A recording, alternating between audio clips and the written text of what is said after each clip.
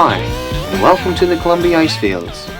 My name is Harold, and for the next few minutes I'll be your driver and guide as we go out onto the Athabasca Glacier. Along the way, I'll be telling you lots of very interesting but absolutely useless information about the glacier. Are you with me?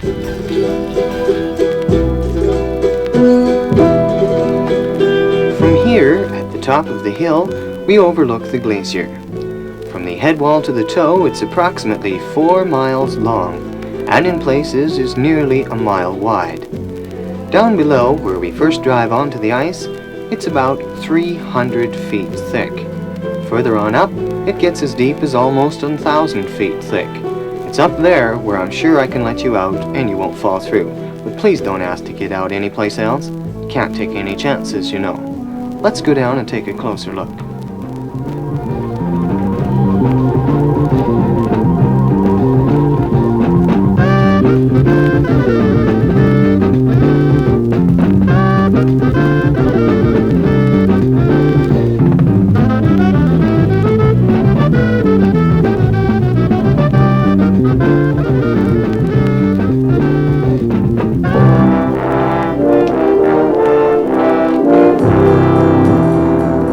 These cracks in the ice are called crevasses.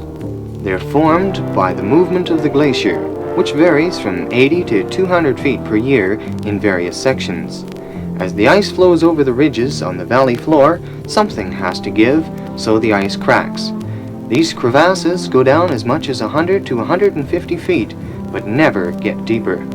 This is because the pressure of 150 feet of ice changes the crystal structure of the ice, forming what is known as plastic ice. The plastic ice is flexible and flows over the ridges without cracking. With the ice moving 200 feet a year, you would think it wouldn't be long before it would be right out on the highway. No problem, really. 400 to 450 feet of ice melt each year, so the glacier is actually getting smaller. I'm afraid my job will last not much more than 600 years at best.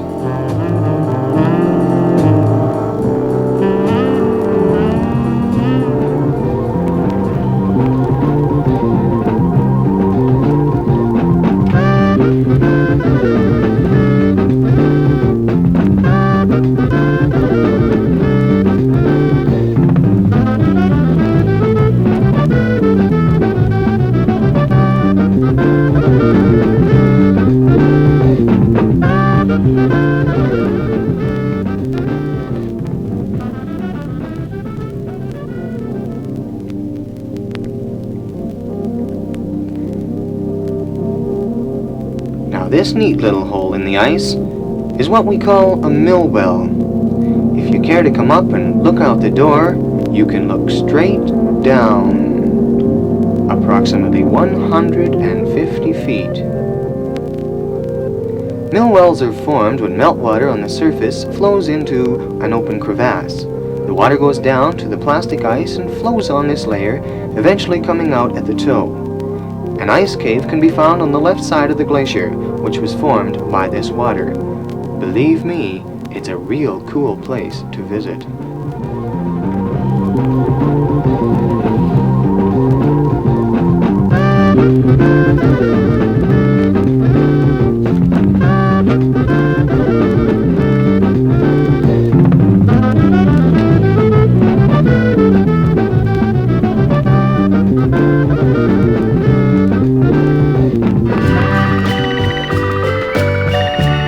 The very beautiful glacier on the left side is called the Andromeda Hanging Glacier.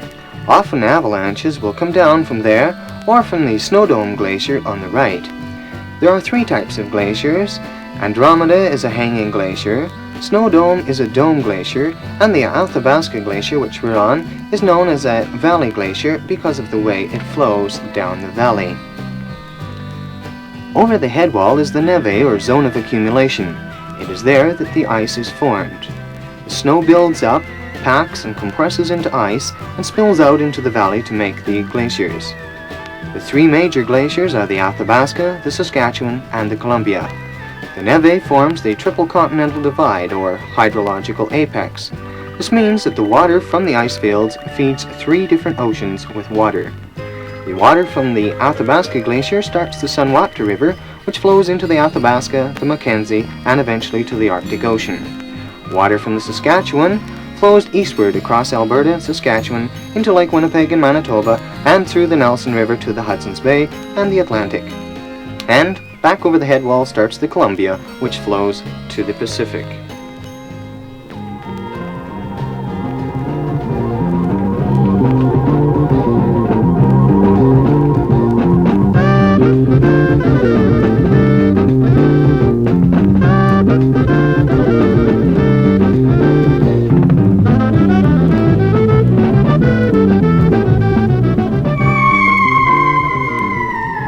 They say we got about a 33% chance of making it up this hill, but don't worry, I think we can make it.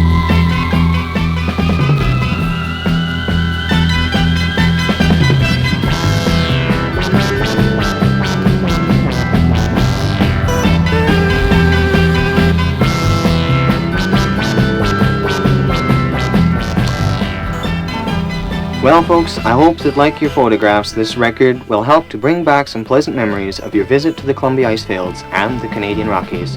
And I hope that you'll come back and visit us again soon. Bye for now.